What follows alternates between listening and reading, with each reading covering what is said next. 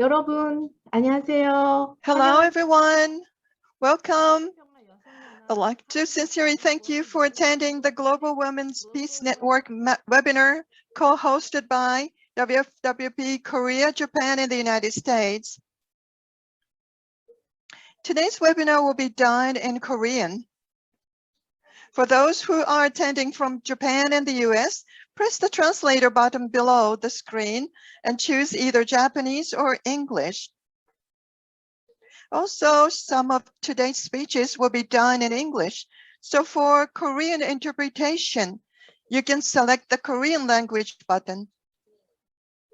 Today's topic is Women's Leadership in Reconciliation and Peacemaking, a Unified Korea, Finding Seeds of Hope. My name is Marika Hori, the president of WFWP Japan, who will be the host of this webinar. I look forward to your cooperation. WFWP has hosted a series of webinars until now. The main issue for today will be peaceful unification of the Korean Peninsula. The Korean Peninsula is in an important location geographically. As important, the situation surrounding the unification of the peninsula is very serious and difficult. The subtopic of today's webinar is Women's Leadership. It will be a time to explore how women will participate in reconciliation and peace building. As you know, for a long time, men have played a leading role in this field. However, UN Secretary General Guterres said that if women play a major role in building peace, the success rate of peace negotiations will increase by 40%. I think women's participation in this difficult, peaceful unification of the Korean Peninsula will have surprising results that have been thought of. This webinar focuses on the lives of North Koreans and Koreans living outside of Korea. It will be a valuable opportunity for those living in Korea, Japan, and the US to see the parts of North Korea that we did not know well. The first step to reconciliation begins with mutual understanding. There can be a lot of perspective due to the environment, experience, and other requirements that individuals have lived in.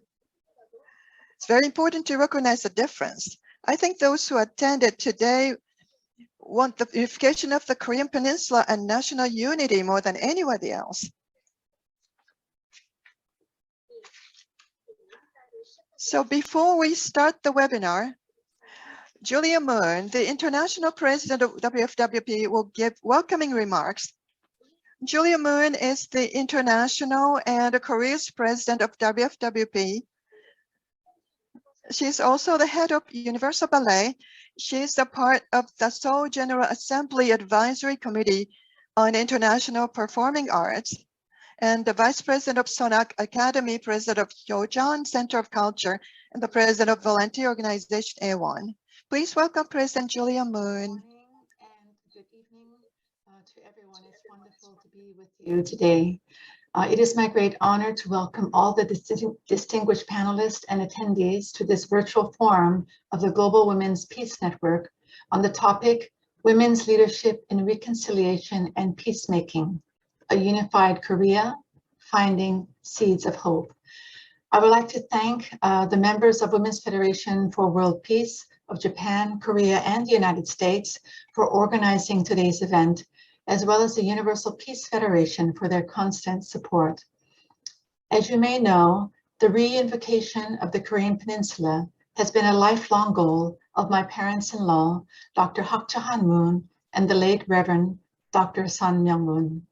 Having lived through the Korean War, they experienced firsthand the tragic division of their beautiful homeland.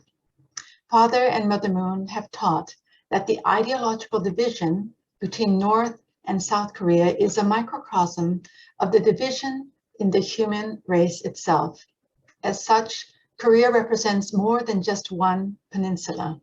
When the reunification of Korea is achieved, great possibilities will open up, not only for Asia, but also for the entire world.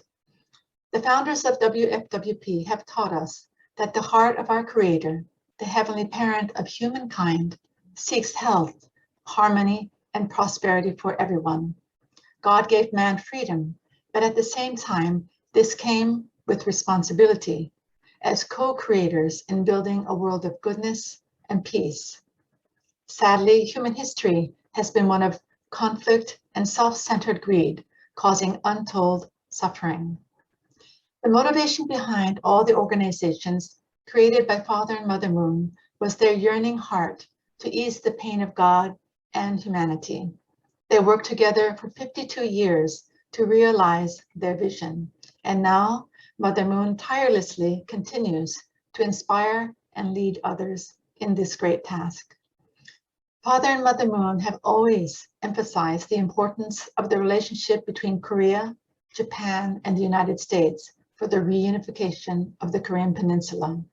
And for many years, they have made great efforts to bring together the North Koreans and the South Koreans living in Japan. 30 years ago, risking their lives, they traveled to North Korea for the historical meeting with Chairman Kim Il-sung. This meeting opened wide the doors for economic, cultural, and diplomatic cooperation between the two Koreas. Knowing that peace on the Korean Peninsula cannot be achieved by the desire and efforts of the Korean people alone, but also requires the support and consensus of the international community, Mother Moon has initiated gatherings of world leaders through the International Summit Council for World Peace, with the hopes of holding a peace summit in North Korea. As a daughter-in-law, I am truly amazed at her bold leadership and her unrelenting determination.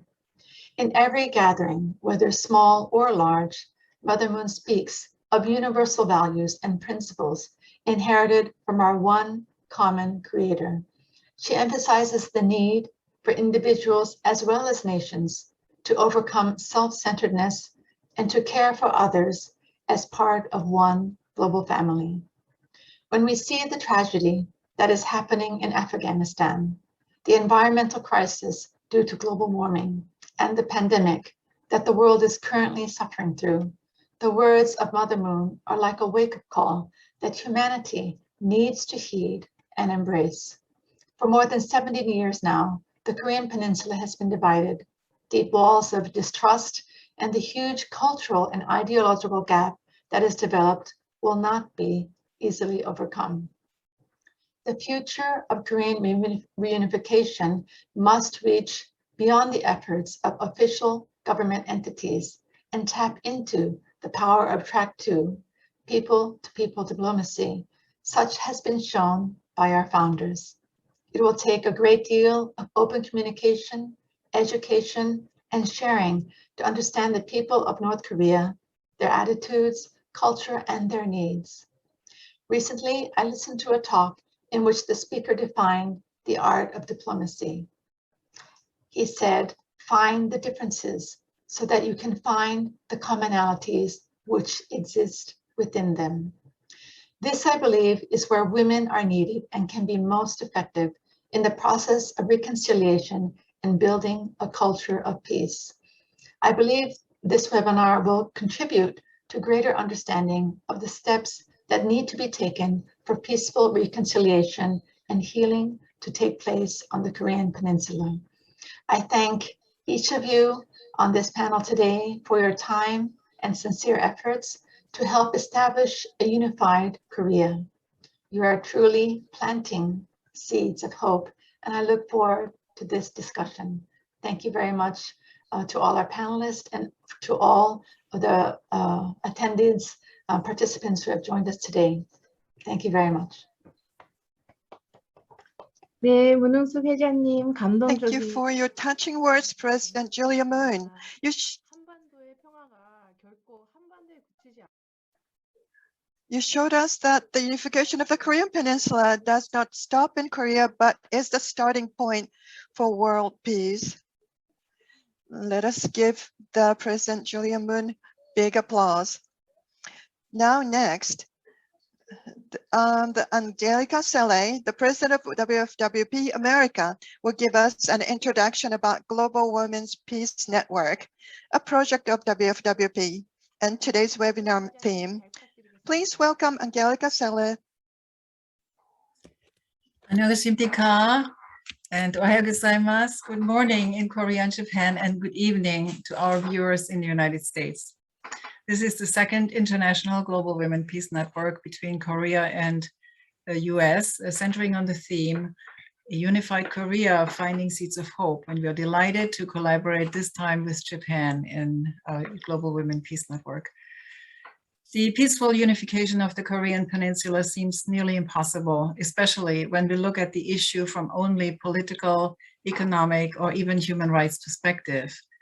As we just heard from Dr. Julia Moon, our founders, Dr. Hak Ja-han Moon and her husband, have been quietly investing into this unification process over the last many decades, passionately pursuing unique, multidimensional approaches and solutions to bring their homeland together. And since the official approaches thus far have brought us to a deadlock rather than progress, we feel it is time to look into our founders' perspectives.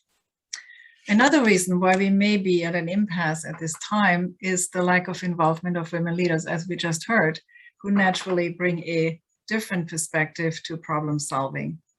In fact, this very point was prominently made in our previous session in June, namely that women should play a more pivotal role in peacemaking, and moreover, that women from the grassroots from both North and South Korea need to be heard. It was noted that indeed a reunification might be impossible unless we also know more about North Korea from the inside, in order to better understand what is needed to bridge the gap between the two completely different ideologies on both sides. That is why for this second session, we decided to put together a special lineup of distinguished panelists who have lived in or visited North Korea or are the second and third generation descendants of North Koreans and who live now in South Korea, Japan, or the United States. Based on their observations, they will seek to offer forward-looking solutions so that we can do what we can do now to prepare for and to accelerate this process of unification. Before we call on the panelists, I would like to briefly introduce to you now the Global Women Peace Network. It was inaugurated in 2012 by Dr. Hak Ja-han Moon and her husband in Korea as a project of Women's Federation for World Peace International on the occasion of its 20th anniversary. The founders encouraged the women leaders at their time to take Women's Federation to the next level of growth, to collaborate and network with like-minded and like-hearted women's organizations, women decision makers, and governments and NGOs from every sector of society, because it takes a village to solve today's global problems. Its founding vision is to work toward one global family under God and a world of lasting peace, based on the universal philosophy of living for the sake of others, all based on a parental heart. In the words of Dr. Hak Ja-han Moon, quote, "History is calling for reconciliation, compassion, love, service, and sacrifice. Today's problems cannot be solved by the logic of power, but only by the logic of love," end quote. It is indeed women, and in particular mothers, who naturally carry these the characteristics of compassion, love, service, and sacrifice in us, which help us open doors when there are walls in front of us. These qualities are also referred to as soft power. With that being said, we hope this session, Finding Seeds of Hope for a Unified Korea, will be a stimulating and insightful one for all. Thank you so much. President Angelica Selle, thank you for your introduction on GWPN. It delivered a strong message that the heart of love, service, and sacrifice that women have is the driving force that can transcend difficulties. Thank you so much. Now, it's time to start today's main event. There's something we need to know today. North Korea has diplomatic relations with 168 countries around the world. However, Korea, Japan, US, or the three countries co-hosting today's webinar do not have the diplomatic relationship with North Korea. This means that the information we can get about North Korea is very limited and there can be a lot of bias. So what we are going to challenge today is to break down our preconceptions. All four speakers are deeply connected to North Korea, but the way they each see it is very different.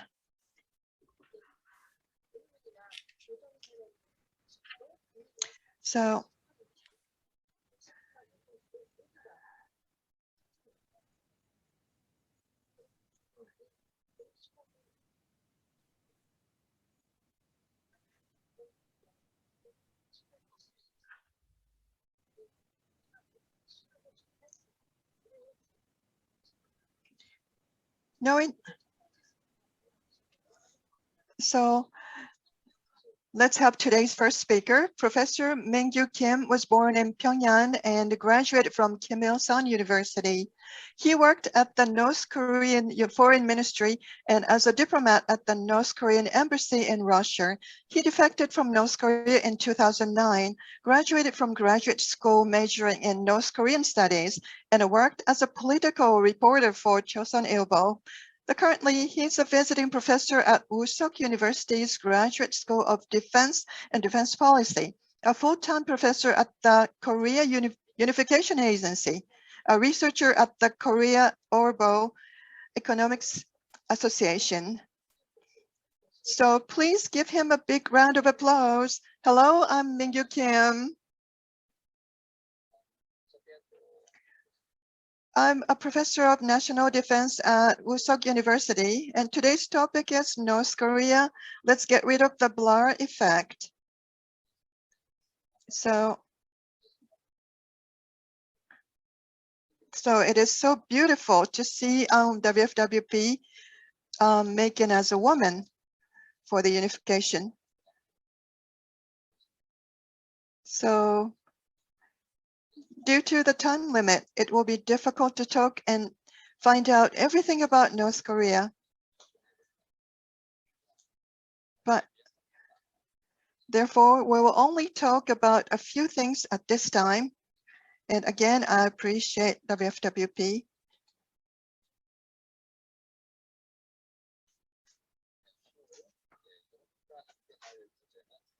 So again, today's topic is North Korea. Let's get rid of the blur effect. So we'll only talk about a few things at this time due to the time limit. It's been 10 years since I settled in South Korea. And also I know that the Reverend Moon's lifetime issue is the unification of North and South Korea. It has been 10 years since I settled in South Korea. However, when drinking, many people still ask me whether or not it is true that North Korean athletes are sent to Aoji coal mines when losing an international competition. So no, athletes are not sent to the Aoji coal mine just because they have lost an international competition. So sports are proportional to national power. It is hard to even say what North Korea's average ranking in the Olympics is. When comparing the Summer Olympics, until now, South Korea has won 90 gold medals, while North Korea has won 16 gold medals. So as the results show, you can see that North Korea loses most international games. Then who would represent North Korea if players were sent to Aoji coal mines every time they did not earn a medal? It's a very distorted story that North Korean athletes are punished or losing an international game. North Korea opens different opportunities for athletics to develop even after losing an international game. Although there's some difference between medalists and non-medalists.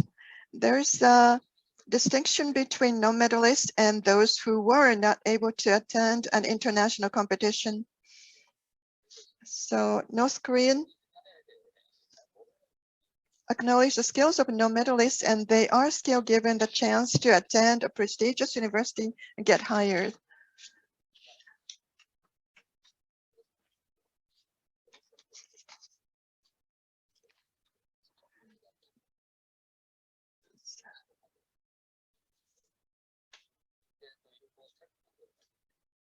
So the athletes are given the privilege to be admitted into university as a specialized physical education student. And also some North Korean defectors are joining the media to create facts that are not true. The Moranbong band was found to have created pornography and were all executed. Hyun Sung-wol, the leader of Moranbong band, has been executed for producing pornography. However, not a single Moranbong band member has disappeared so far. So when rumors of North Korea's high-ranking officers broke out, it was reported that General Park Jae-kyun, so there aren't any one-star soldiers among North Korean defectors yet.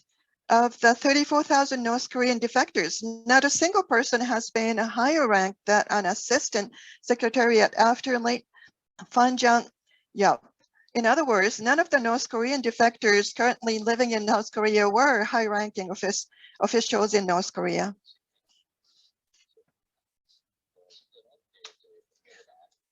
So it was also a lie when the news about the North Korean military chief Lee Young-gil and strategic military commander Kim Rae-gyun being purged. So reports on those responsible for the failure of the North Korea summit US-North Korea summit were shot to death was also artificial news. So even those who are experts in North Korea claim strange facts such as North Korea being made up of two countries, Pyongyang and the provinces. The population of Pyongyang is about 3 million. If all of them were upper class, who would clean and repair shoes in Pyongyang? It is true that there are high-ranking and upper-class people in Pyongyang, but they are very few, and most of the population consists of ordinary people. Then, how many high-ranking people live in Pyongyang?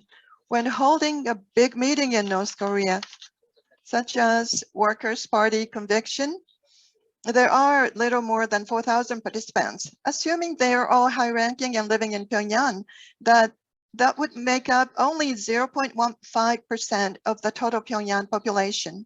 What about the upper class? Can anyone in the upper class live in Pyongyang? No, North Korea does not grant freedom of movement.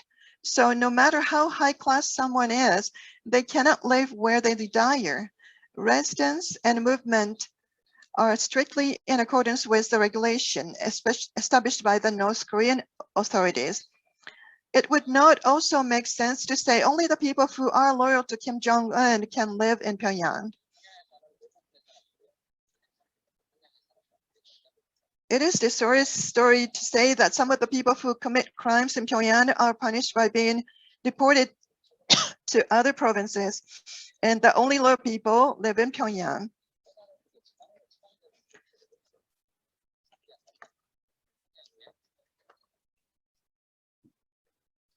And also, some people live in Pyongyang are the ones ancestors lived in Pyongyang. So North Korea has also hindered the development of provincial cities since Kim Il-sung ordered control of residents and loyal migration. Kim Il-sung ordered not to build buildings with more than 5 stories. He claimed that if tall buildings continue to be built in urban areas, people will try to migrate. If someone was to build a building with more than 5 stories, they would have to receive permission from the central government. Because of this, local construction companies do not design nor build buildings with more than 5 stories. The size of the developments in some provinces are too small, and the level of the developments are tailored to the provinces, not Pyongyang. However, the difference in urban development should not be a reason to conclude that residents in Pyongyang have a more prestigious life than those in other provinces. Some people live in nice high-rise apartments in Pyongyang, yet do not have fans for summer. So there are people who live well, not only in Pyongyang, but also in the provinces. And there are also poor people not live only in the provinces, but also in Pyongyang. It may seem that people in the provinces work in rice field every day, and Pyongyang people may seem to work comfortably in clean environment, but in reality, there is no difference between both areas. There are numerous political events in Pyongyang, such as group rallies, military parades, torchlight marches, and so on. I have participated in many political events while living in Pyongyang and have been sent to many construction sites. For the mass gymnastics, military parade, and torch march, we would have a training period of 6 months. In the summer, many faint because of the heat under the scorching sun, and in the winter, many train with frostbite in several cases. Still, many points out that because Pyongyang has a variety of cultural facilities, it is incomparable to living in the provincial areas. Yes, it is not a wrong fact. It is true that Pyongyang has more cultural facilities than provincial areas. But for example, let me tell you about Pyongyang's water park, which is well known for being enjoyed by the rich in North Korea. There are 3 water parks in Pyongyang, Mangyongdae, Monsu, and Nula. However, 3 parks are not enough to meet the demand of 3 million Pyongyang residents. All the schools Pyongyang need to compete in order to book tickets for the water parks. The water parks are managed by the government, therefore have reasonable prices for anyone, but there are too many people, so there would be no place to swim. There are no water parks in the provinces like Pyongyang, but there is a place to swim. Many swim in the east or west part of North Korea, the Donghae or Sohae beach. For those who do not live in an area near the beach, they would swim in rivers and creeks.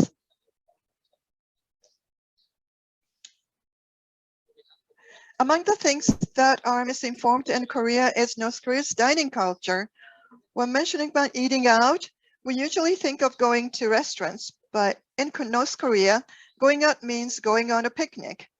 They would make food and go to the mountain or riverside to enjoy their meal. In North Korea, it is called dunori because they go out to play in the field. So the problem is that many people understand dunori as if it were a culture of the upper class in Pyongyang. When pictures of Pyongyang people going out to dunori, it can be easy to conclude dunori for the upper class because it would usually show someone with a fat belly. However, high-ranking North Koreans cannot go out to enjoy freely because they are afraid of receiving complaints. We also know that North Korea's power situation is unstable, causing power outages in Pyongyang and even poor heating. So Chosun Central TV often introduces non-powered boilers for heat. And in fact, most homes in Pyongyang have non-powered boilers and on-door installs. Also, North Koreans remain loyal to the Kims, father and son Kim Il-sung and Kim Jong-il, for their whole lives from birth to death. It is not just being loyal, but they are recognized as God. Many even believe that being loyal to the Kim family will bring immortality.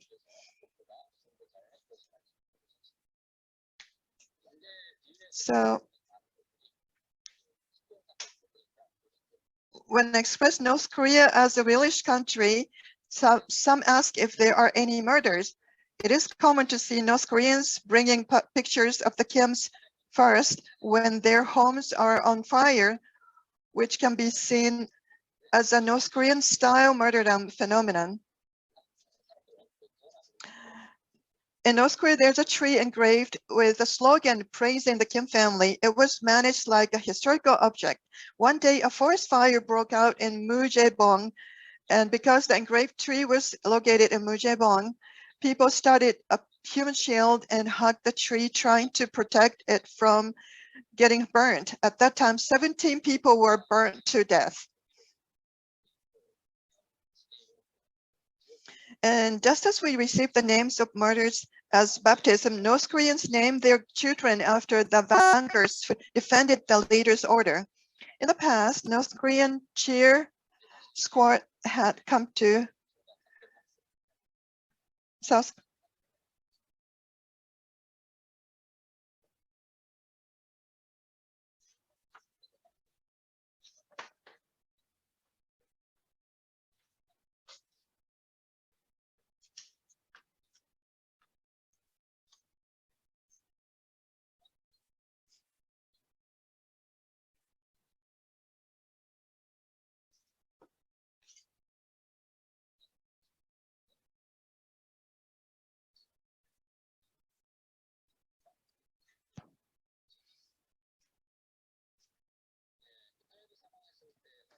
When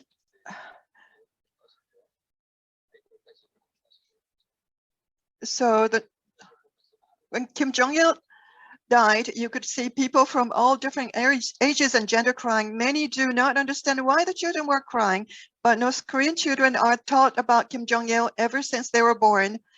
So North Korea celebrates the Kim family's birthday as the biggest holiday. On this day, all children are given an envelope with candy and snacks, saying it is a gift from their leader. At home, parents would tell their children to say thank you in front of the Kim's picture before they eat the snack. Like this, even as a child, you would realize that everything you eat, study, use, and just the fact that you are living is all because of your leader's consideration. When they enter elementary school, they are taught to repay the consideration of the Kims. This becomes their first step to living a loyal life. Also, North Korea starts training in elementary school to develop collectivism in the military. It was well revealed during the mourning period of Kim Jong-il's death that North Koreans deify the Kim family as God. As it was winter, residents who participated in the mourning took off their clothes to protect the memorial wreath from the snow, and women would come out with plastic tents to stay up all night. The day prior to have Kim Jong-il's coffin march on the main road, residents swept the snow off the road. As the snow continued to come on the day of the march, people took off their clothes to sweep the road. This is the reality of North Koreans who serve the Kim family as God. It would be your own family and friends, not the soldiers who would beat you to death in a situation where you would shout out, "Bring down Kim Jong-il."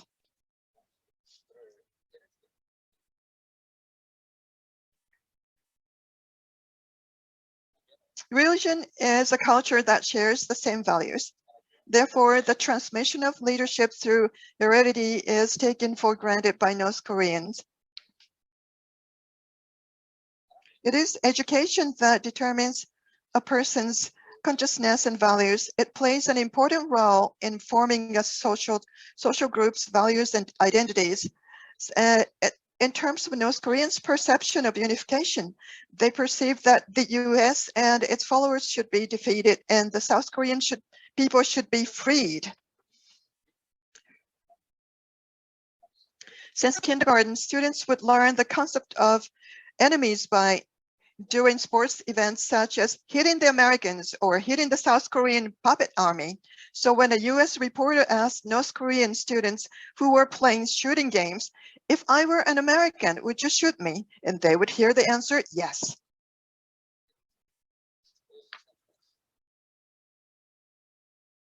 Let's watch this.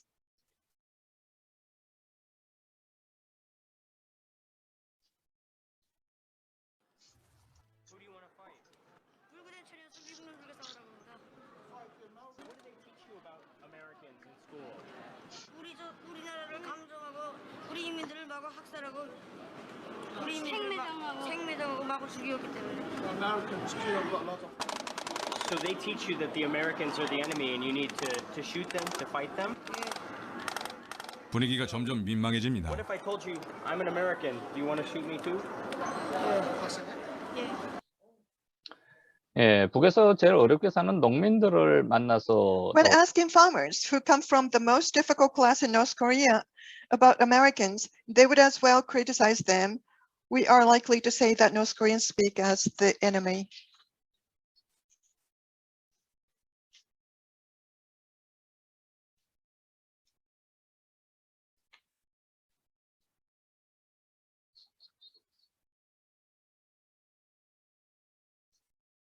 어떠한 북한 주민도 미국을 방문하고 싶다고 말한 적이 없었습니다. 미국 땅이라는 건 과연 이렇게 생겼길래 이렇게 자꾸 우리 조선 사람들 이렇게 멋살게 굴고 우리 경제 봉쇄하고 우리하고 미국하고 무슨 피맺 무슨 관계가 있습니까? 근데 지금 우리가 얼마나 힘듭니까? 그런 속에서 우리가 지금 자력갱생만이 살 길이다 해가지고 지금 우리가 이 기치를 가지고 우리 원수님 하나만 믿고 생활하기 때문에 이렇게 해가지고 딴 나라 같으면 아마 다 멸망하고도 말았을 것입니다. 예, 우리는 대체로 예, 북한 주민들이 So the CIA claims that North Korea is the longest lasting failure in the history of US intelligence. This means that American values cannot understand North Korea. And it also means that North Korea is cut off and blocked from the outside world.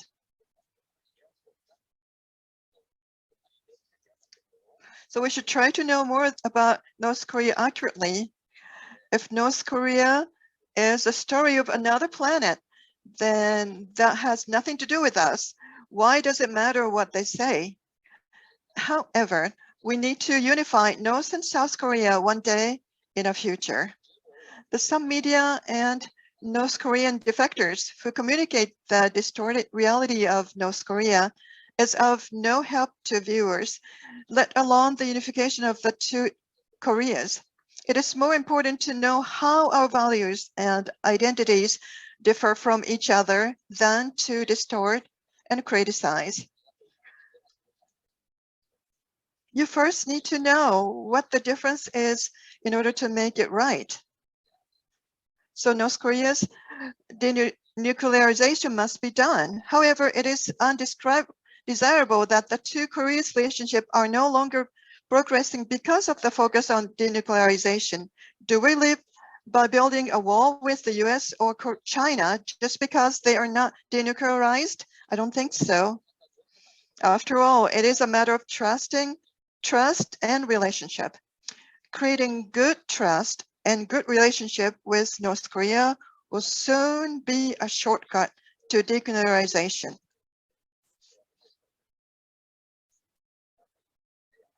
So with women's help, we can really speed the unification of North and South Korea. And with help of WFWP, it will be realized quicker, especially Dr. Reverend Moon. He visited North Korea and showed his support to North Korea's reunification.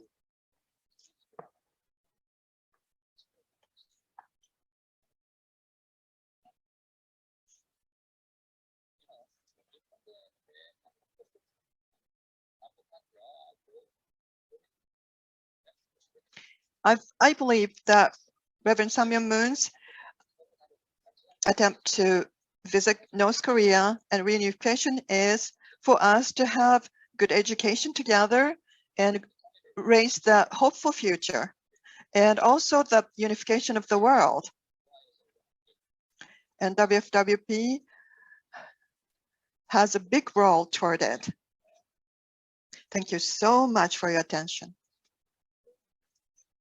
Thank you so much, Professor Mingyu Kim. Through your speech, it was a precious time to know the lives of North Koreans and the difficulties of North Korean society that we usually do not encounter.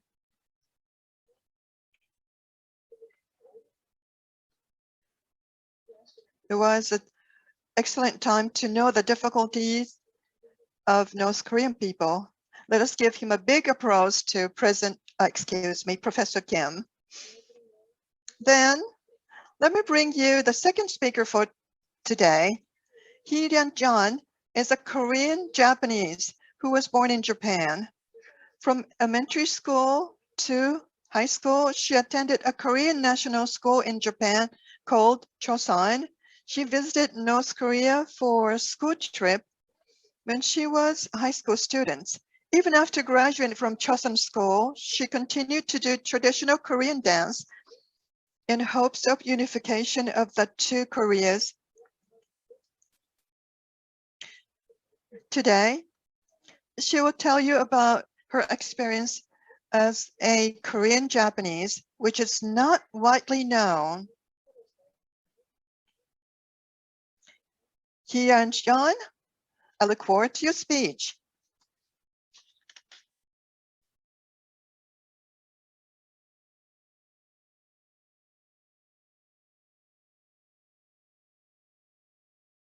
Hi, everyone. Nice to meet you. It's a great pleasure. I'm Hee-Ryan Chan. My grandfather came from Gyeongnam-do, North Korea.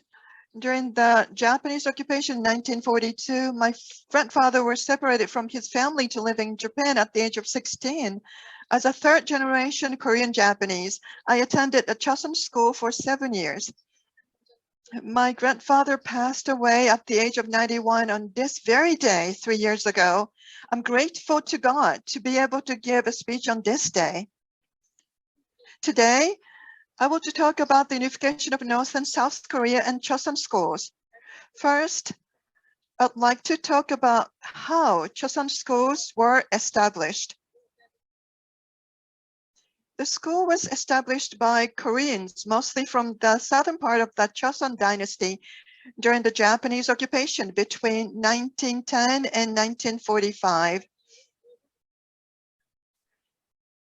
The number is said to be approximately millions of people who left Chosun during the Japanese occupation. Later in 1945, it was confirmed that 2.3 million had left.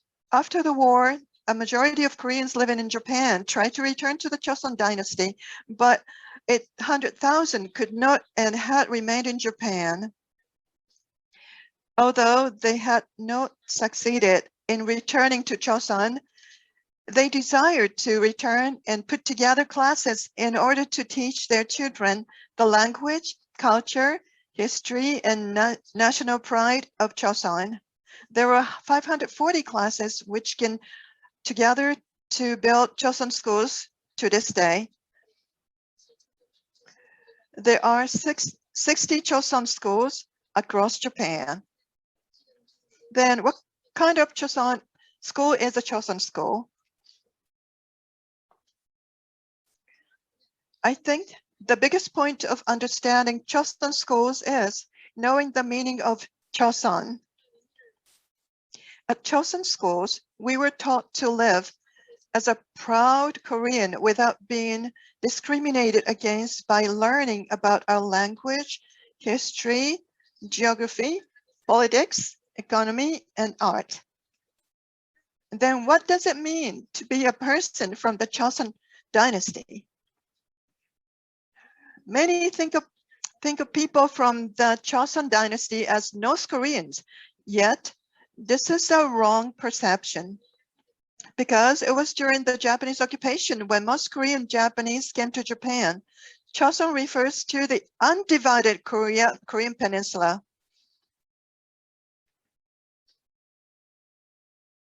Since the motive of establishing Chosun schools was to return to the undivided Korean, Chosun does not mean North Korea, but refers to the unified Korea. Therefore, when you think or talk about Chosun, please put the word unification before Chosun.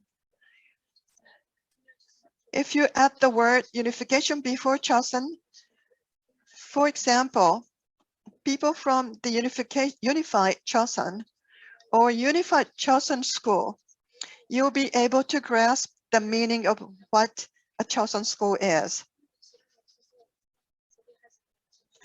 I won't. The children of the Unified Chosun School are eager for the unification of North and South Koreas because they developed their identity as a unified Korean. I do not have time to introduce everything in detail, but we would sing and dance to songs about unification, would draw pictures and write poems wishing for unification. And this is a picture of the leaflet of the sports day held at Chosun School in Yokohama this year. On the leaflet,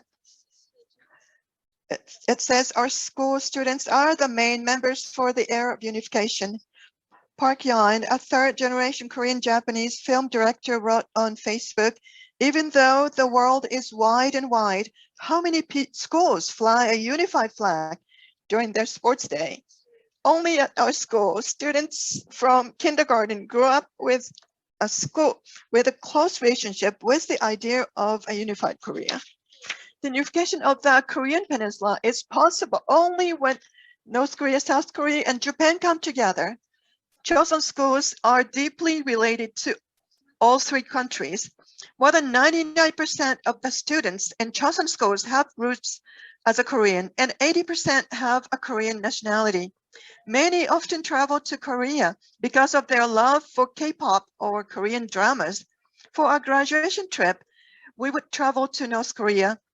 Many students have families in Korea yet live in Japan, speak Japanese, and eat Japanese food.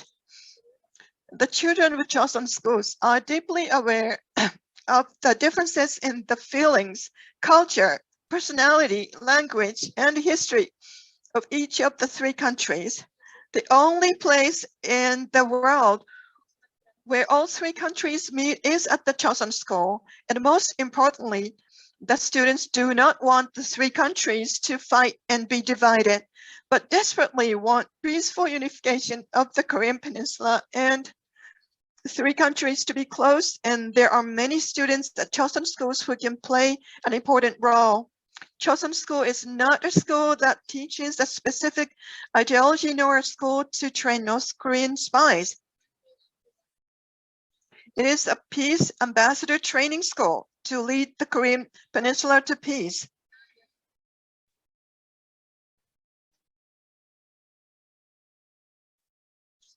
In order for students of Chosun schools to live with pride, they must unify the two Koreas. And this is because they are not North Korean nor South Korean, but descendants of the unified Koreans. They are students who want our unification more than anyone else, waiting for the day to step into the land of unified Korea. The most necessary thing the students need is now our interest for them. The students who try to protect their souls as a unified Korean despite discrimination and conflicts in the political relations of the two Koreas and Japan. What do the students think about every day? What kind of environment do they study in? And what do they dream? I would like to say that the interest in Chosun schools and taking action is the key to achieving the unification of the two Koreas.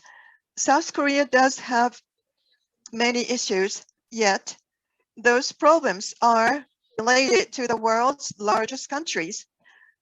We should not perceive these problems as problems for other people, but recognize the problems as a matter of our own families. It is the students of Chosun schools who think of the problems of the two Koreas and Japan as their own issues more than anyone else. Hope for the Korean peninsula can certainly be found in Chosun schools. How great would it be to join hands with the Korean Japanese and become families with them? Please contact me if you have any interest in achieving this wish. I will be responsible for connecting all the Chosun schools across Japan. Smiling students who can connect the love of North Korea, South Korea, and Japan are waiting for you. Thank you so much for your attention. Hiden John, thank you so much. Although I lived in Japan and I didn't know much about the Korean Japanese, especially Chosun schools. And many people probably didn't know that Chosun didn't just mean North Korea, Republic of Korea, but Korea before the division. Let's give a big round of applause to Hugh and John, who gave us valuable information. Now I'll bring you the third speaker. Chief Son Ja-han is a North Korean raised in China. In the 1990s, when she went to North Korea to visit relatives, she was shocked to see the lives of North Koreans. With that experience, she started supporting North Koreans. Chief Son Ja-han has been recruiting North Korean detectors for 20 years. Currently, she is continuing to support North Korean defectors to adapt to South Korea. I look forward to your speech, Ms. Han.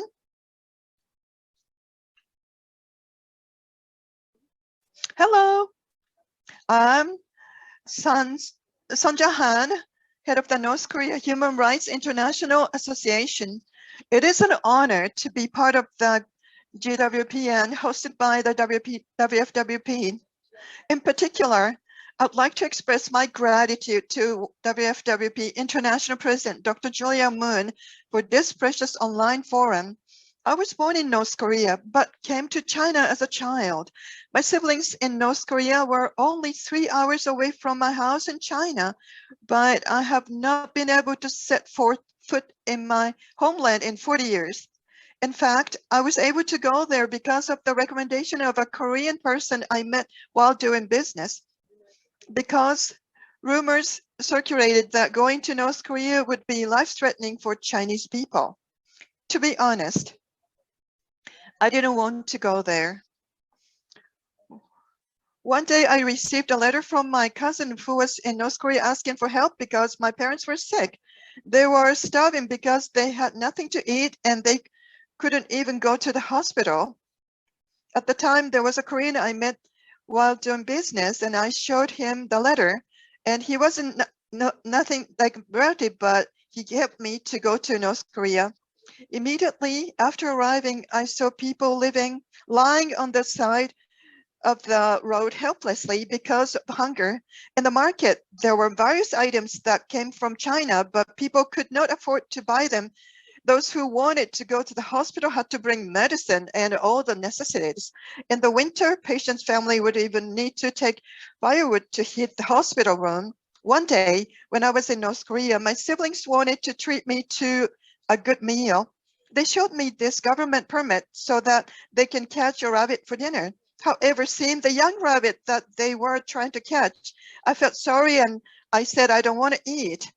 So they seemed disappointed. Later, I saw my siblings coming back from reporting to leader about me not wanting to eat the rabbit. North Koreans cannot even eat their own chickens or rabbits.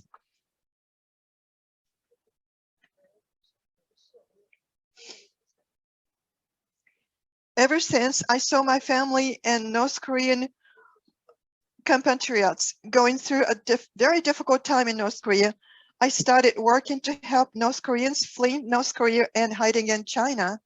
I'm still working with the person who told me at the time to go to North Korea and help my relatives. North Korean defectors do not enjoy freedom just because they escaped from North Korea and arrived in China. If China finds people who have escaped from North Korea, they send them back to North Korea. Therefore, North Korean defectors have no choice but to hide. There are many bad people who take advantage of this and demand money to protect them and later sell them to the Chinese.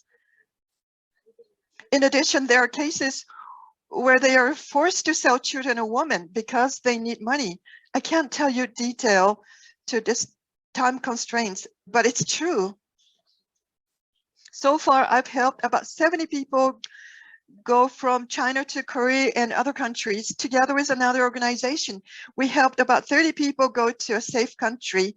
Among them, I'd like to introduce the case of Henley, who whom the world became interested in the human rights issued in North Korea. Many of you may have seen through the media that story of 6-year-old girl who defected from North Korea and met with President Bush.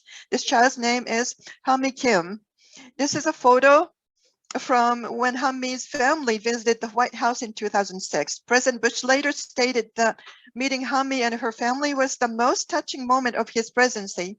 Hami is a child born in China after her mother and father fled North Korea, but before her birth, they didn't have enough to feed her, so the couple decided to sell Hami to the Chinese.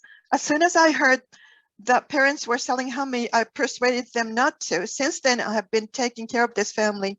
We first tried to defect Hami's family to the United States. I hoped for them to spread their wings in the land of freedom. So I planned to go to Shenyang in order to visit the US consulate. However, the US asylum route was not easy. The US consulate's main gate was always locked and heavily guarded. I could not dare going in. The Japanese consulate is just one wall apart from the US consulate. So we changed our plan. We planned to cross the wall of the Japanese consulate and enter the US consulate. Finally, 5 of Hami's family members succeeded in setting foot on the Japanese consulate. It's the same as Japanese land. However, Chinese security officials disregarded international law and entered the Japanese consulate, dragged all Hami's families out to put them into prison in Shenzhen, China. This picture is Hami's family being dragged out by Chinese police in front of the Japanese consulate at the time. And the Chinese government released the family from the prison after 15 days. Although the plan to bring Hami's family to the United States failed, they were placed in the arms of the Republic of Korea, a free country. Currently, Hami is working at the company. She's now 21 years old. Every time I see this picture, I think that the world is never barren, but warm. It was difficult to directly support the people of North Korea, and rescue North Koreans hiding in China was never easy, but seeing them receive food, being happy, and when I see North Korean defectors rejoicing in the arms of freedom, my heart is infinitely proud.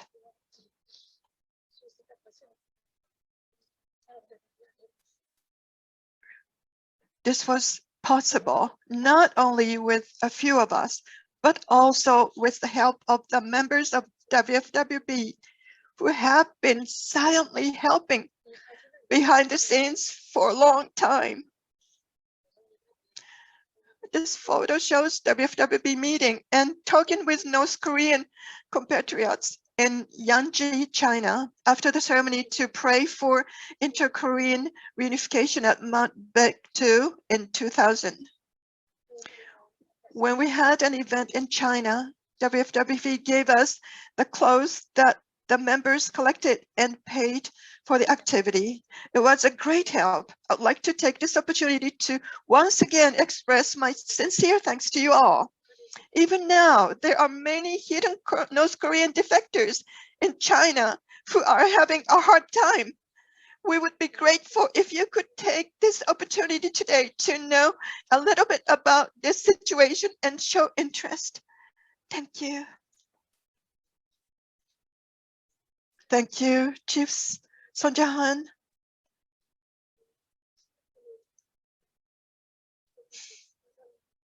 Thank you so much for telling us about the scene of supporting North Korean defectors. We all saw on the news. Thank you for the pictures and everything. Let us give a big round of applause to her.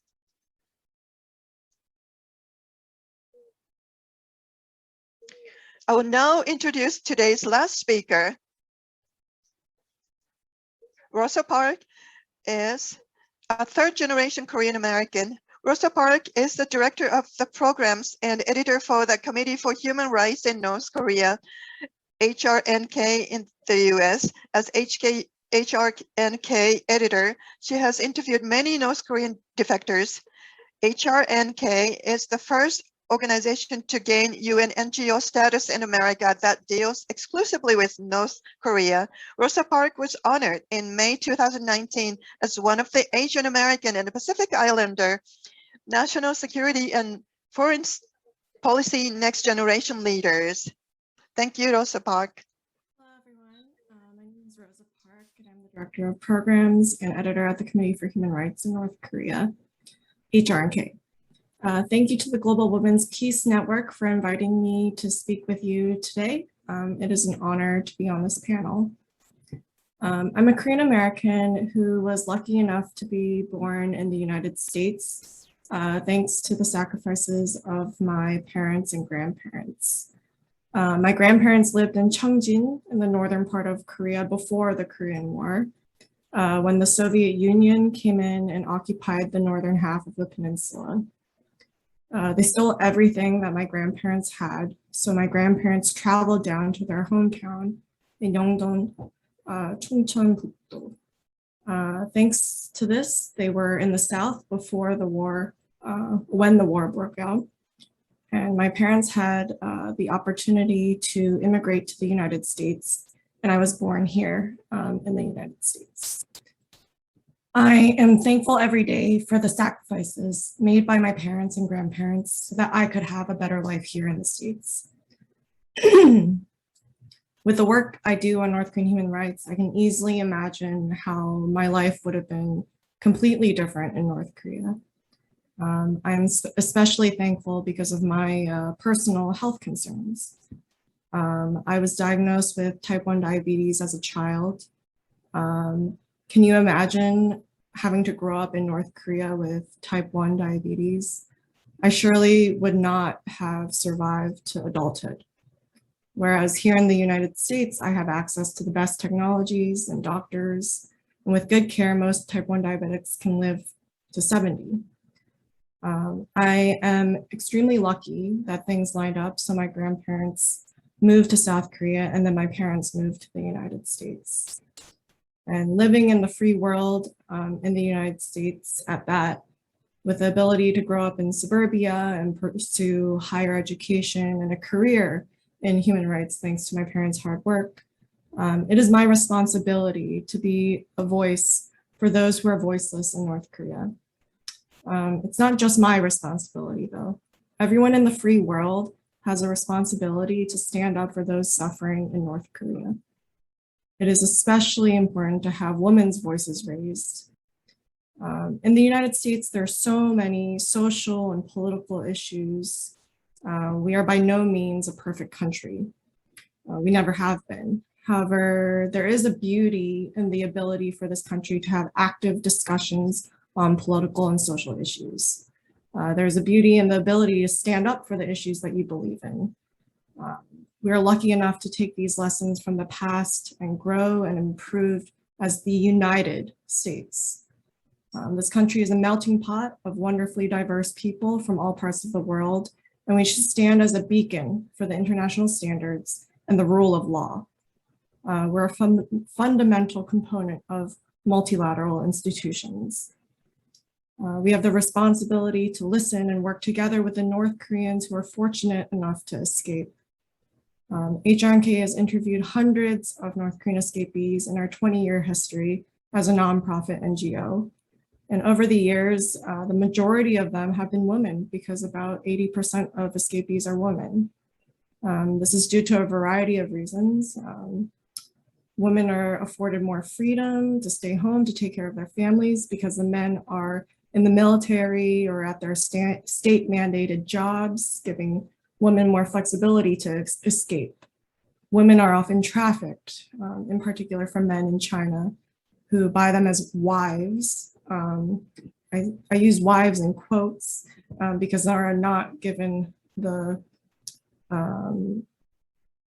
standard of wife by the state of China due to the disproportionate percentage of men after the Chinese Communist Party's one-child policy. And women tend to face more economic hardships in the industries that do employ them. There is a disproportionate repression of women in North Korea. And we can see this within the political prison camp system. There are entire women's sections of the camps now, as we found at Kyowazo number 12, Cheonggori, where women are forced to labor for long hours, making fake eyelashes and wigs, among other labor. The route of escape is especially difficult for women because of the abuse that they face along the way through China and Southeast Asia to the final destination, often South Korea, but also the UK, EU, or the United States. Trafficking is more likely than not, and sexual abuse is commonplace. If repatriated to North Korea, the abuse is so bad that some have been reported to carry suicide pills. If a woman is pregnant when repatriated, she's forced to undergo an abortion, or the regime commits infanticide. The international community has a responsibility to address these atrocities and hold the Kim regime accountable for crimes against humanity. The contrast between North Korea committing the worst crimes against their own people and free democratic South Korea is stark. The only type of reunification that can be acceptable for the free world is one that respects human rights and the rule of law on the basis of democratic principles. Nearly all of the North Korean escapees we speak with at HRNK want to return to their hometowns in North Korea after reunification. That's 33,783 people, according to the South Korean Ministry of Unification as of mid-2021. So of those, 24,331 are women. We need to give support and a platform to these North Korean women, including the women on this panel today, who will undoubtedly be leaders in any post-unification scenario.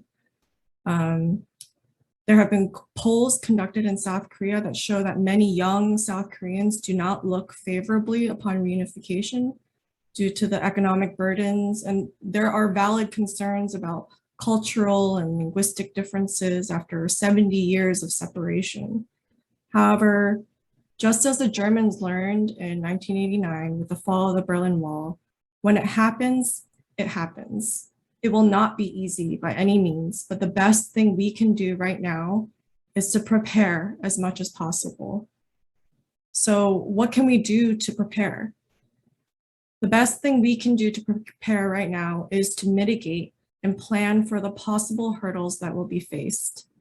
We need to rely on engineers, especially civil engineers. We will need teachers, including primary, secondary, and higher education, technical job training, and training that is included at Hanawan today. We will need medical professionals, including mental health care professionals. We will need lawyers, including experts on transitional justice. We will need linguists with a special focus on North Korean dialects.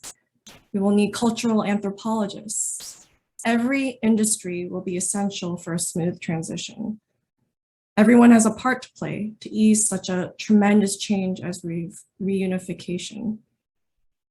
Everyone participating here today can start by thinking through how you would like to contribute to reunification. There is no issue too large or too small to be considered. And I have personally thought about this many times. I urge everyone here to read HRMK's wide range of reports, to consider the nature of the Korean Peninsula's division, and to think about how you would like to play a part in a reunified Korea. Thank you so much. 네, 로사 박자님. Thank you, Rosa Park. 박자님의 이야기를 통해서 Throughout the story, I learned that suffering does not end after escaping, but they're experiencing another hardship in the countries they fled to.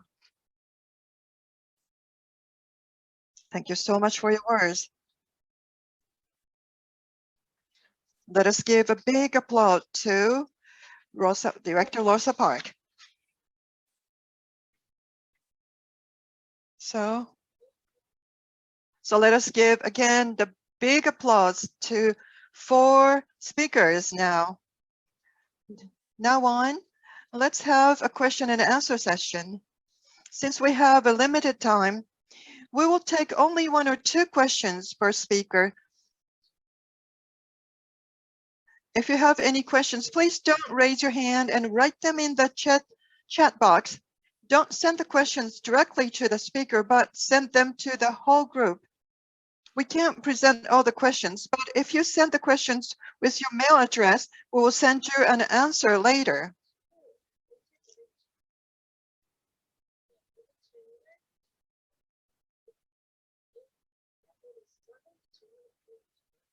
Also, speakers, please answer within 2 minutes of each question.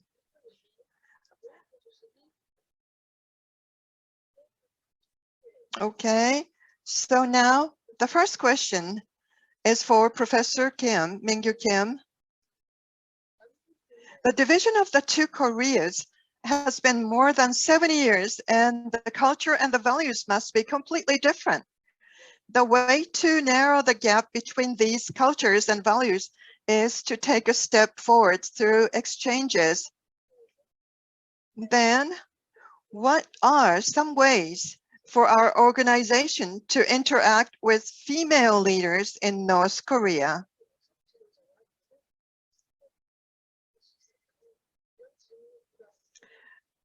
So here's a question. Okay, so Professor Kim, can you answer in 2 minutes? Yes. So thank you so much for the question.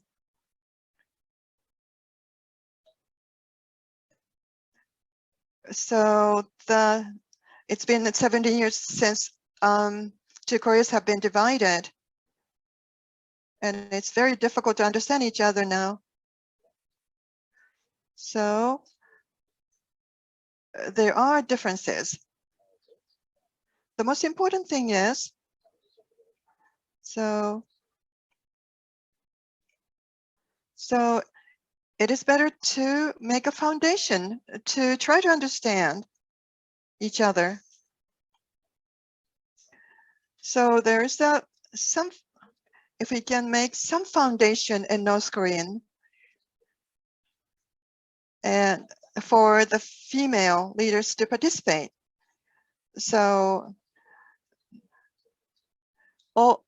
if female leaders in North Korea can communicate with the female leaders in the world, that would be great. And also create the opportunity for female leaders to meet people in other world.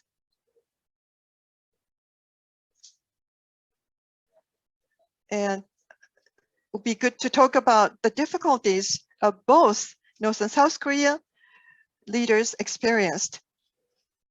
If they have this opportunity to talk each other, share each other, it will be a good opportunity to understand each other.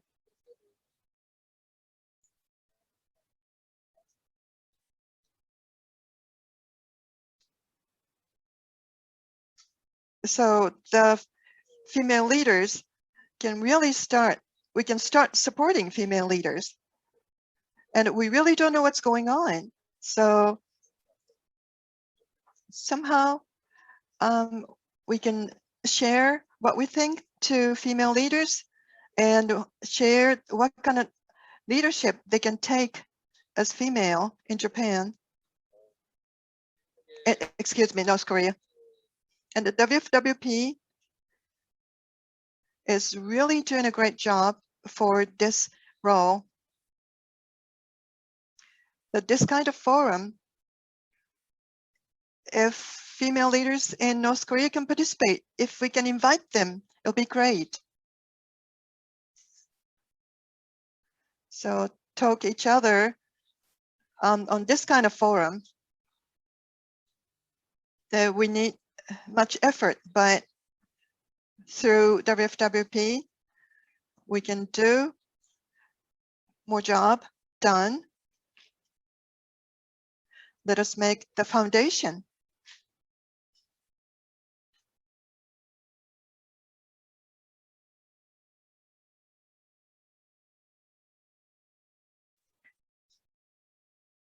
So it's not really easy, but let's do our best to make it realized. So all these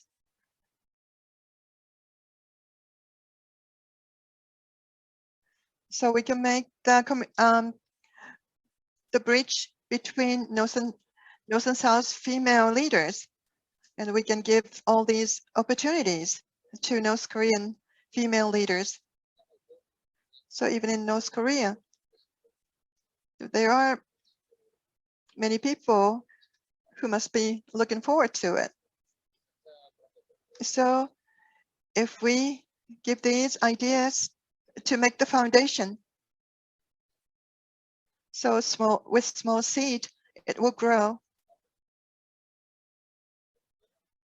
So make the big distance into smaller distance. Thank you so much, Professor Kim. Thank you so much for international situation. Talk about international situation. Thank you so much. So the next question is for Hee-Rian John. There are so many questions, but to her, but we could pick only one. Here it is. I've heard that children in Korean ethnic schools are being discriminated against. Is that true? If so, what specific discrimination are they being subjected to? Please. Thank you so much. So I'm going to speak in Japanese.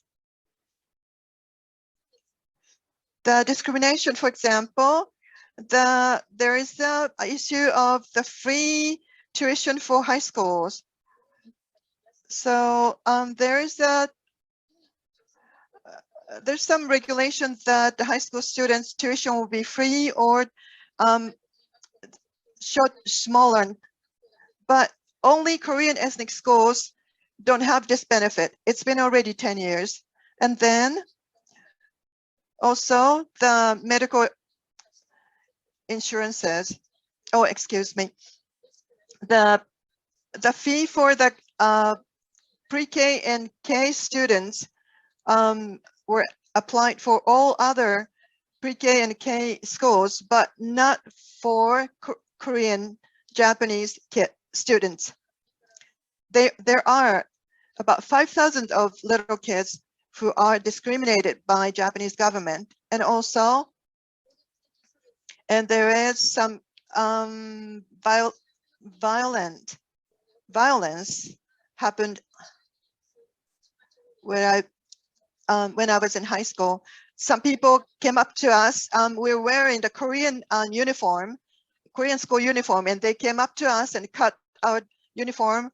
And also some students were hit by baseball bat. That's what happened when I was in high school. And also, we were verbally abused by saying that go back to Korea and what are you doing here, all these words.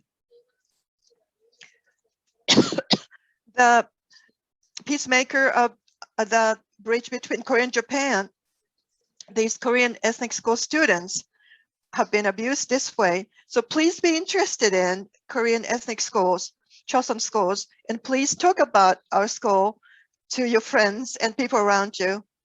Thank you so much for your testimony. Oh, your mind must be very complicated. Oh, the Korean Chosun schools children. Oh, I feel so hurt. I feel so hurt. So the next question is for Chief Sonja Han. Is there a reason why there are fewer North Korean defectors? And the number of North Korean defectors has decreased a lot these days. How do you think? Thank you. Please, Chief Han. recently I received the communication because of COVID. We can't really help the North Korean defectors because of the COVID. Not just because we are not working hard enough or anything, because of the current COVID-19 situation. And also in Korea, we can't go to Korea either. And one more thing is, why the numbers have been decreased is that it's been very tight, the situation in North Korea. It's twice, 3 times tighter. It's very, very difficult from North Korea to China either. So for North Korea, if the defectors go to America, and it's a big problem. So that's why it's been very difficult. So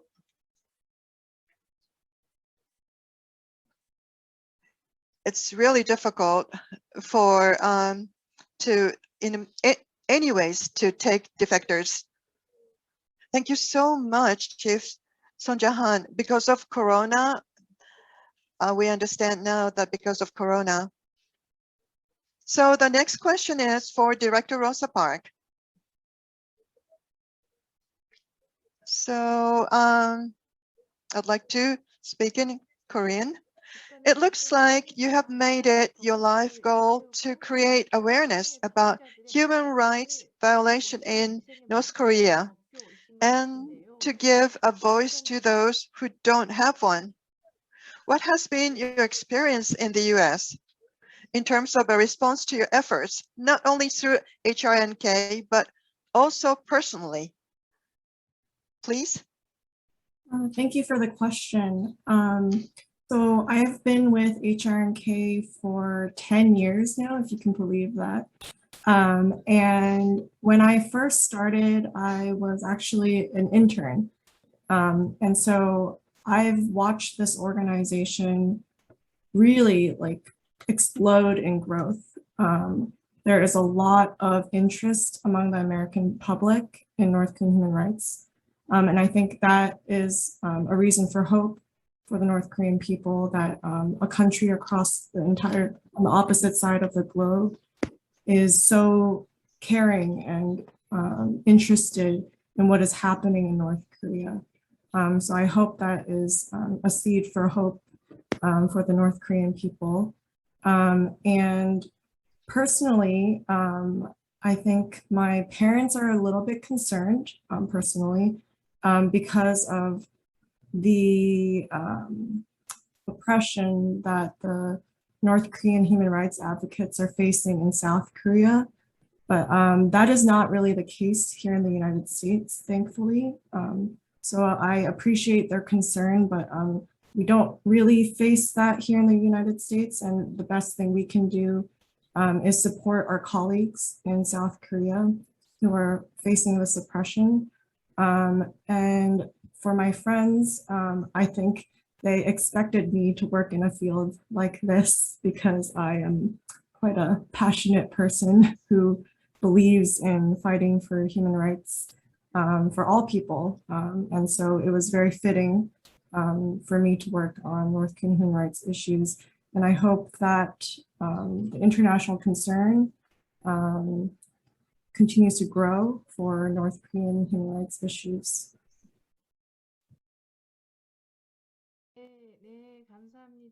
Thank you so much. So as you know, we've received a lot of questions, but due to the time, we'll end the Q&A session here. Thank you so much to the speakers who have answered all the questions. Unfortunately, it's almost time for the webinar. At this time, Margie Moon, the president of the Korea Subregion 2 of WFWP, will make a closing statement. Please, Ms. Moon.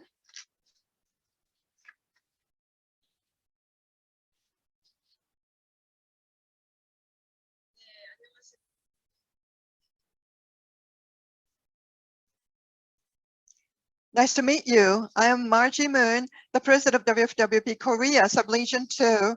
Dear WFWP International President Dr. Julia Moon, President Angelica Saleh, President Moriko Hori, panelists from Korea, Japan, and America, and women leaders from different fields. How is everybody doing? It is an honor to be giving the closing remarks at this webinar hosted by WFWP under the theme Women's Leadership in Reconciliation and Peacemaking, a Unified Korea Finding Seeds of Hope. Today, we heard different perspectives from the panelists. Four of them gave us such a wonderful speech. The first of all, Professor Ming-Gyu Kim mentioned that it is more important to know the values and identities of the two Koreas rather than distorted and criticizing each other. Professor Kim also mentioned that in order to find the right approach, it is crucial to know the difference. In the end, to open the road for the unification of the two Koreas, we have to approach it in a trustful way. Thank you for your effort. Number two, so Ms. Hee John, the story showed the desire and desperation for the unification between the two Koreas. As a third-generation Korean Japanese attending a Chosun school, students are developing their identity and are desperately hoping for unification. They desperately want the unification of Chosun as it was before the division, not just as a republic that is a unified Korea. Thank you again for your touching story. The third story, Chief Son Han has been volunteering and caring for North Korean defectors for more than 20 years. You all know that rescuing North Korean defectors is not an easy job. They are risking their life. Thank you, Chief Son Han, for your constant dedication of time and effort for the North Korean defectors in South Korea. Thank you very much. And last but not the least, I think it is outstanding that Director Rosa Park has been a member of the North Korean Human Rights Commission, which has served as a non-profit NGO for 20 years. According to Director Rosa Park, the unification of the two Koreas may not be easy, but the best we can do now is to prepare as much as possible. There's no problem too small or too big for that. It is up to everyone to achieve a tremendous change, such as the unification of North and South Korea. I hope today was an opportunity for everyone here to think about their own method on how to contribute to unify Korea. Thank you. The late Dr. Samyeon Moon and Dr. Hak Jae-han Moon, founders of WFWP, have lived their whole lives for building peace. Dr. Hak Jae-han Moon has put forward that the unification of the Korean Peninsula is not achieved by political negotiations or economic exchanges alone. Instead, unification is achieved only through the true love of our Creator, Heavenly Parents. Today's GWPN live forum for the unification of the two Koreas seems to be the fruit of the seeds sown by Dr. Hak Jae-han Moon and the late Dr. Samyeon Moon. For the foundation, peace and unification sprouts are growing. When the seeds fully bloom, I am certain that the prayers for unification by the late Reverend Samyeon Moon and Dr. Hak Jae-han Moon will be remembered forever. Today's event was very meaningful and valuable. The triangular alliance between the US, Japan, and Korea is important as the central axis of the era of civilization in the Asia-Pacific region. As we heard today, we indeed planted seeds of hope through the GWPN forum between Korea, US, and Japan. I hope we can all work together until we reap the fruit. Our meeting doesn't end here. Today is just the beginning. I hope that the role of women will be strengthened in the unification of the two Koreas by maintaining good relations and sharing information with each other. This event would not have been possible without the cooperation of WFWP in Korea, US, and Japan, and the Universal Peace Federation centered on WFWP International President Dr. Julia Moon. Thank you so much to the panelists, leaders, members, and staff for your hard work. Above all, I'd like to express my sincere gratitude to all the audience online who attended today to make this event brighter. The world is now in the midst of the crisis of COVID-19. I hope you stay healthy. I hope to see you again. Thank you for your efforts. Thank you. President Margie Moon, thank you for your closing remarks. You have summarized all the points of today's speech and mentioned the direction we should be taking on going forward. Now, we'll not end this just as a webinar, but we'll take this precious opportunity for practical activities. We will introduce a project that the WFWP is working on in supporting of this issue. I hope this webinar will not end just as an event, but an opportunity to connect to practical activities with you all. Kiyomi Shumet, Secretary General of WFWP North America, will introduce the project. Hello, okay, here we are. So this is the 1% Love Share project, which is a campaign to eradicate poverty by setting aside 1% of our income to care for our global family. So this project was founded by the Women's Federation for World Peace in 2002, initially to support women and children in North Korea. Since its founding, the project has expanded to provide relief around the world in the form of food, medical supplies, clothing, school construction, and more. Currently, the Love Share funds distributed in South Korea have been supporting 2 after-school programs for defectors. This first school was established to provide a smooth transition for vulnerable families to settle into South Korean society. They offer quality education and character development. The second school provides education for defectors born in other countries to help them integrate into the public school system. This includes the needed Korean language classes, computer skills, and more. WFWP Korea has partnered with these after-school programs to provide art therapy, counseling, and parent-child outings to contribute to the caring atmosphere. The third recipient is the organization our speaker, Mrs. Sonja Han, represents. They help defectors escape through other countries. And this year, all Love Share funds collected in the United States will also support these 3 projects in Korea.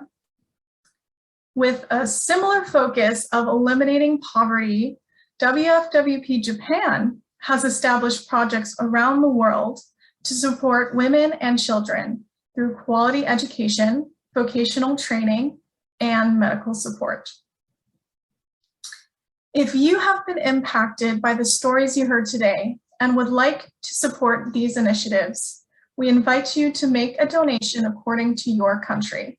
We will be sending the links in the chat as well for you. Thank you. Kiyomi Shumet, thank you for your introduction to the Love Sharing project. I'd like to ask that many people will participate.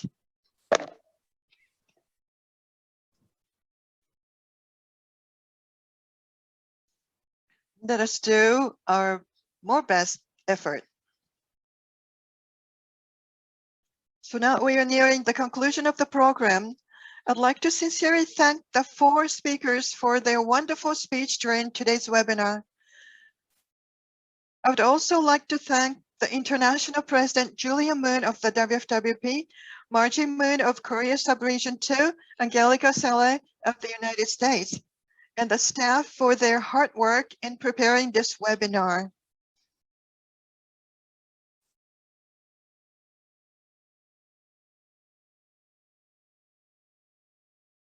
Thank you so much.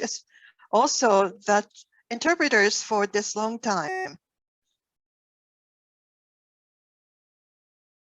Professor Kim corrected our preconceptions about North Korea.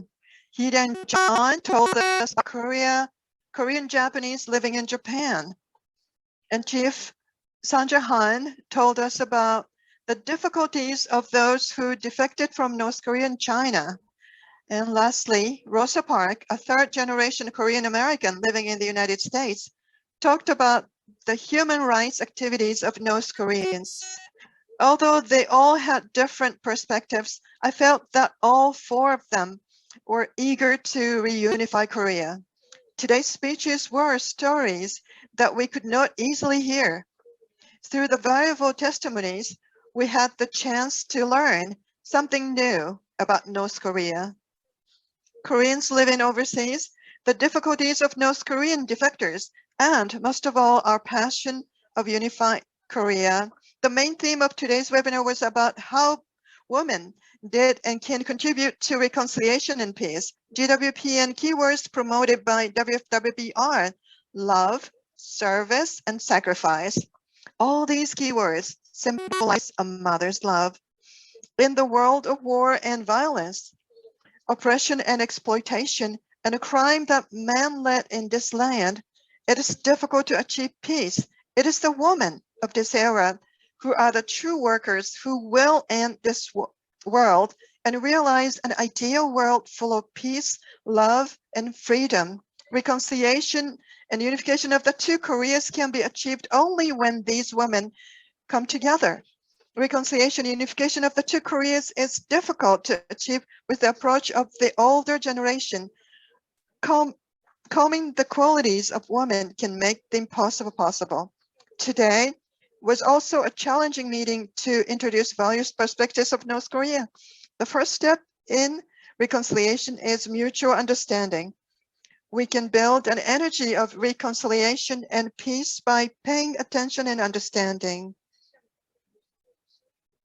Again, would like to give a big applause to 4 speakers.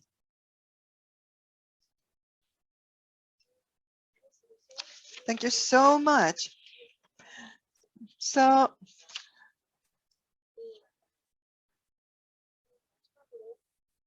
lastly, there will be an announcement. When the webinar is over, a questionnaire will be sent to your email. Please make sure to fill it in so that we can continue to improve. We'd appreciate it if you could send your thoughts and reflections of the speakers today. Okay. Today's GWPN webinar will end here, but lastly, we will show you a cultural video. This is a video clip of the world-famous Korean Little Angels performing in North Korea. It's about 6 minutes, so please watch it if you have time. Then, this concludes today's webinar. Thank you so much for joining us today. Everyone, stay healthy.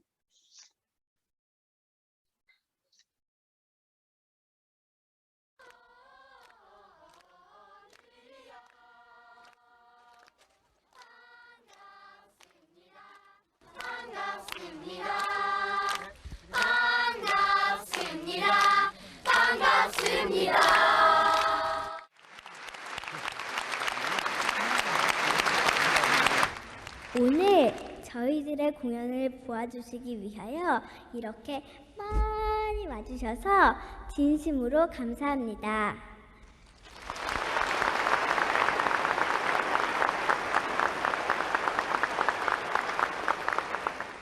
하루속히 우리 조국이 통일이 되어 여러분과 더 자주 만날 수 있는 날이 오기를 바랍니다.